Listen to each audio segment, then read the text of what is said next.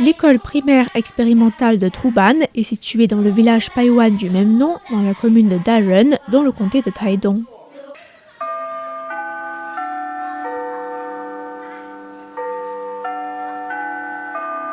Elle est officiellement devenue une école expérimentale en 2017 et fait depuis des efforts importants pour transmettre la culture Paiwan à la trentaine d'élèves qui fréquentent l'établissement.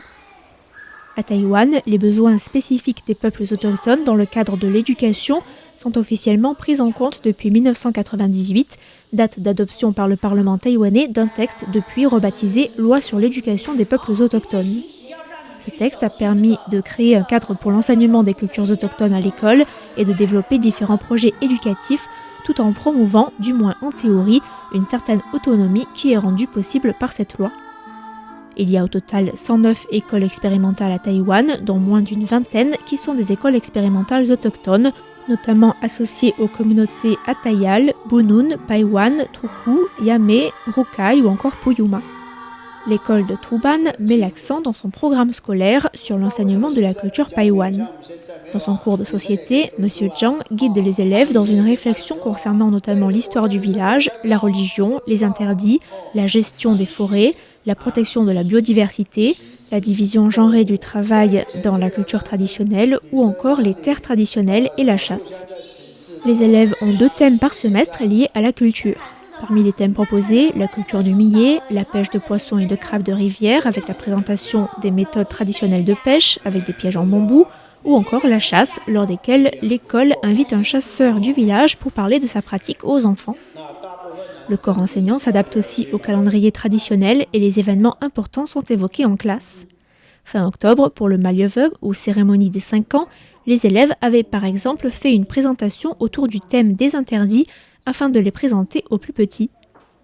Et en cours de langue Paiwan, la professeure enseignait aux enfants les paroles de la chanson de la cérémonie des 5 ans, tout en leur répétant certains interdits qui avaient l'air du reste déjà connus des enfants et pris très au sérieux.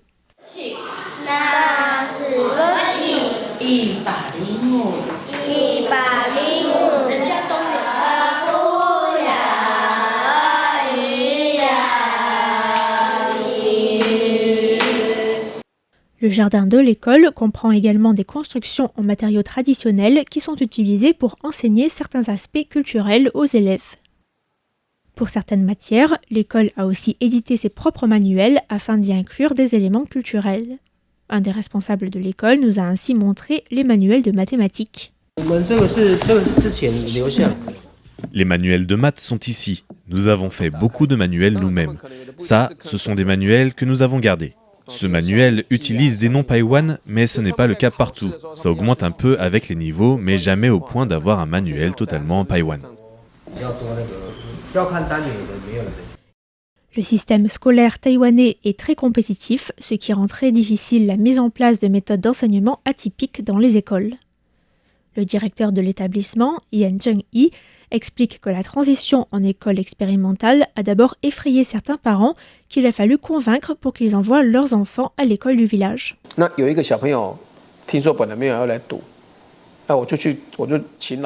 Il y a un enfant qui ne devait pas venir dans notre école. J'ai demandé à un professeur de m'accompagner pour rendre visite à ses parents. Ils croyaient qu'on ne faisait que chanter et danser, qu'on ne faisait pas vraiment de cours. Les parents avaient prévu de l'envoyer dans une autre école, mais quand on leur a expliqué qu'on accordait une grande importance aux matières scolaires, que les enfants avaient de bons résultats, ils ont finalement inscrit leur enfant dans notre école.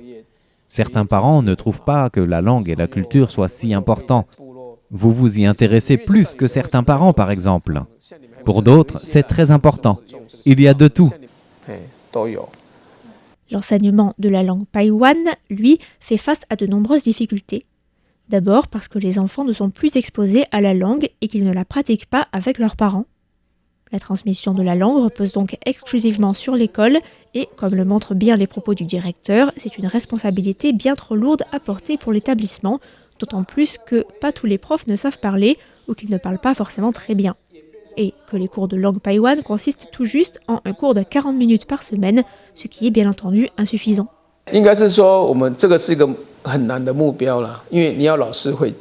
C'est un objectif très difficile à atteindre, parce qu'il faut des professeurs qui sachent parler. Maintenant, à Taïwan, il y a des examens de langue maternelle que les professeurs doivent passer. Les niveaux débutants et intermédiaires sont vraiment faciles, et les réussir ne veut pas forcément dire qu'ils savent parler. Il suffit de s'entraîner et d'apprendre des listes de vocabulaire. Nous avons cette condition, mais ça reste difficile. C'est comme si on veut faire les cours en anglais directement. On se heurte au même problème. Une difficulté pour enseigner les maths en Paiwan, par exemple, c'est que si déjà en mandarin les élèves ne comprennent pas, le faire dans une autre langue ajoute de la difficulté.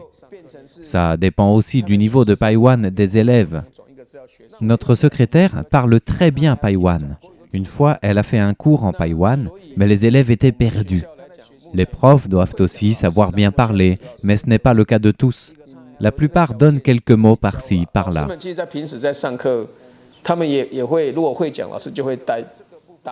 L'école espère pouvoir renforcer l'enseignement de la langue Paiwan dans le futur, mais cela semble difficile.